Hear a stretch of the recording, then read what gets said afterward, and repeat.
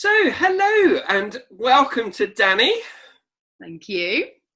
And we thought today we would do something a little bit different and that we might have a kind of conversational sermon. So let me start you off by Danni, asking you a question, because today we're thinking about the theme of resurrection and social justice. So Danni, when it comes to justice, who or what do you think about? It's a good question. I think often, the first thought that comes to my mind really is like the Justice League and the kind of whole DC comics and the Marvels and those like vigilantes who are fighting for justice. I'm not sure if, quite right, but it does make me think about that when I do. But also it makes me think about people like Rosa Parks, those heroes who, stood up for what they believed in, campaigned for justice for their people. And yeah, those are the kind of people that come to mind when I think about justice. What about you? I'd say, again, we've just been watching the Avengers as a family, and I've been really struck by how often in those kind of series of Marvel films you get a character who says, I'm going to try and get justice and fairness for the world, and they know it's really going to cost them. And so those are the people that really kind of spring to mind for me. That's cool. I'd love to hear what the people at home think about it. So I think we should pause and ask people that question, that when you hear the word justice, who or what do you think about?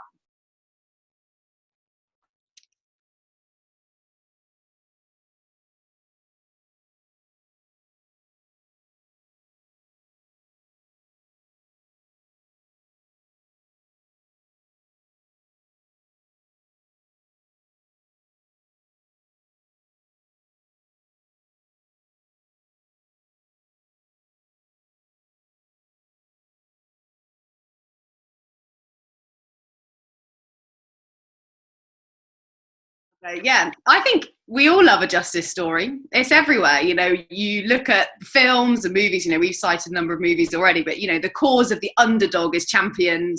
People stand up for what they believe in. I always think one of my favorite stories is Robin Hood, that story of like him taking from the rich to support the poor. He's fighting for justice, and it's everywhere. That whole message of justice in films, in society. I think it's really important. And I noticed that there was quite a lot of it in our Bible passage today. Justice is mentioned quite a few times. So perhaps you could tell us a little bit about the theme of justice in the Bible.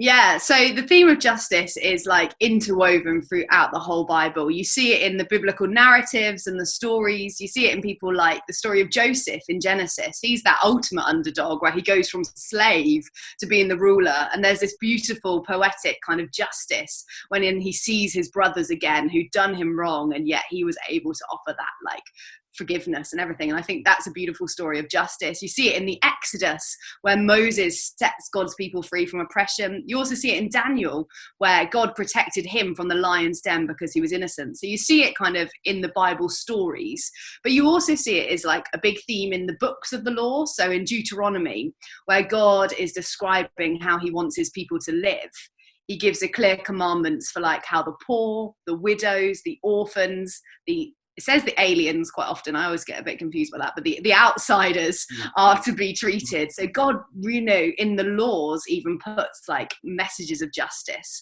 The way that God wanted his people to live was one of justice, one of fairness, and one where everyone had enough. And it's also peppered in things like the wisdom literatures and the prophets as well, as you read through the Old Testament. So Proverbs, you go every couple of Proverbs and they're talking about how God rewards those who are just and fair, and how we're to champion the cause of those who can't speak for themselves. One of my favourite verses is Proverbs 31:8, which says just that. And I think the prophets as well, they frequently describe how God asks of his people is to love mercy, to act justly. Those are really big themes. And then also, finally, I think you see it in the New Testament, in the teachings of Jesus. Jesus condemns the Pharisees for doing all the religious stuff, but not being men of justice and mercy. And that whole theme for me, justice, is just interwoven all the way throughout the Bible, right from Genesis all the way through to Revelation. So justice is a really big theme, but today we're thinking particularly about social justice. And I know that for me, certainly, it's two words that you see a lot that are together. But what does social justice mean, Danni? That's a really good question. Again, I think we often lump social justice together with charity, and I think I can understand why. that social justice is about helping the poor. For example, at Trussell Trust where I work, it's about at the food bank giving food to someone. And I think I would describe those kind of acts of charity more in the way of compassion and showing person mercy in their time of need. But for me, justice is about a slightly bigger picture, about asking why is that person in a food bank in the first place? Or what are the systems and the structures that are pushing them and holding them into poverty? I often think about, actually, at the weekend we were watching Exodus, or the Gods and Kings or something like that. It's like the Prince of Egypt, basically.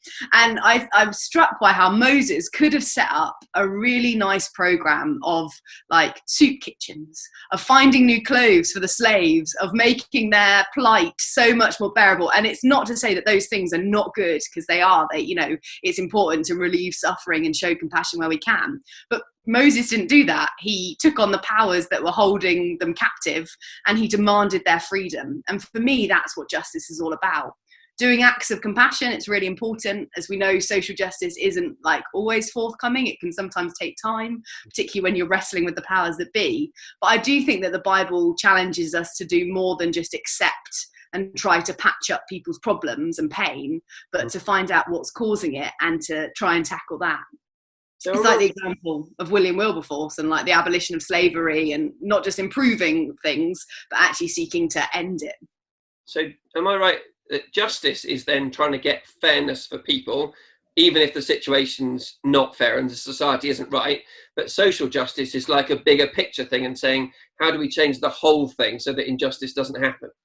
Yeah, absolutely. I think you can take it on a person by person basis, like you're saying, taking, that individual circumstances and fighting for the justice and fairness for them. But I think that social justice asks us that bigger picture of like, why are the structures in the way they are in the first place? Actually, that's not the way God intended it to be. And actually, how do we make the world to be more like that beautiful picture of Genesis, or, in the garden when things were good? So the verses we read in Isaiah about social justice in particular, care for the poor, helping the oppressed to go through with worship and fasting. Why do you think that is? I think it's an interesting link, because if you read before the verses that we had in our Bible reading today, we see that the people of Israel are all seemingly doing the right stuff. They're fasting, they're praying, but yet God says that he's not happy with them, which seems like a really kind of, why wouldn't he be?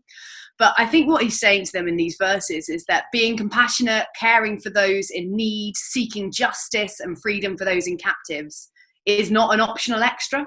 It's not something that we can just add on. It's actually a core part of our worship and our identity as the people of God.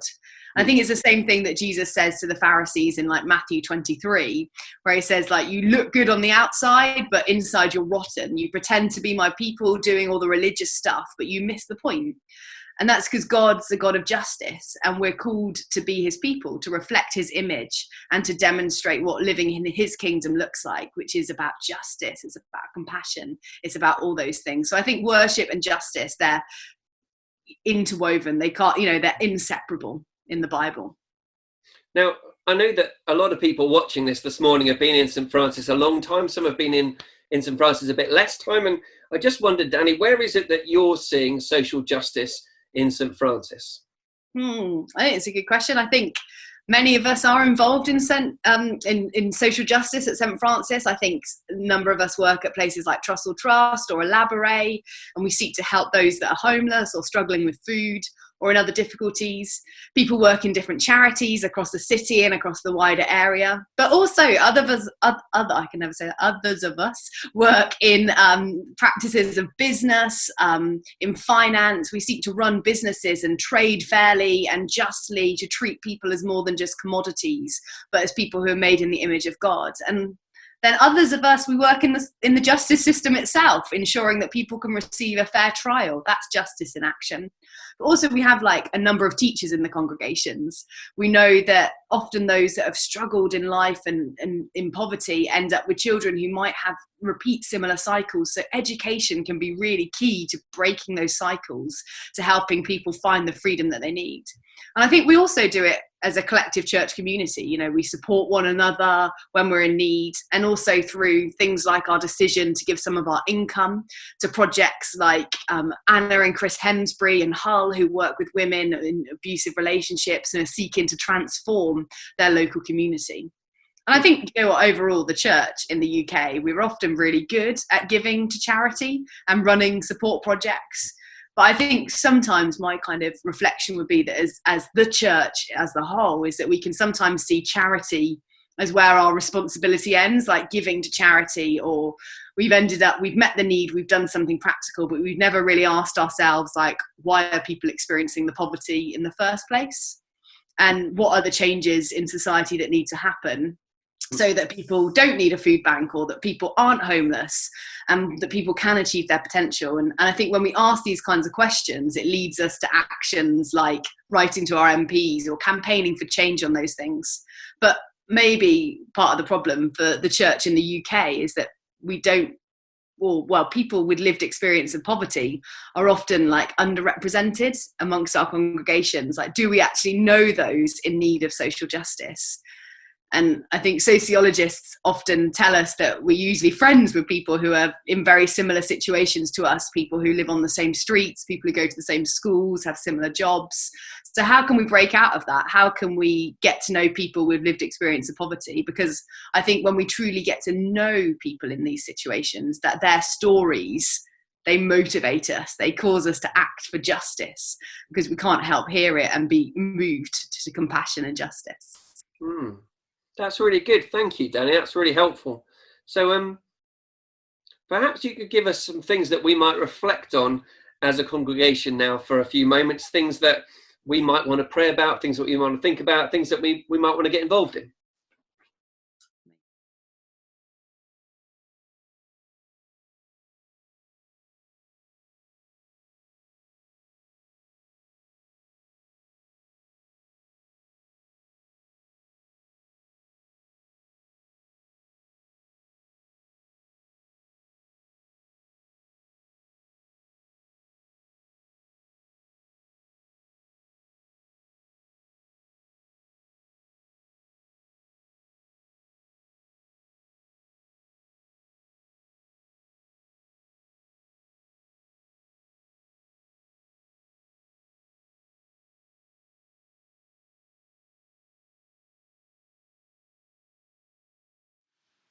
Thanks, Matt. I just want to pick up on that theme I was just talking about how social justice is about coming alongside those with lived experience of poverty. We've been thinking in recent weeks about what the resurrection has to do with different social topics. We've thought about race, we've thought about the environment, and today about social justice.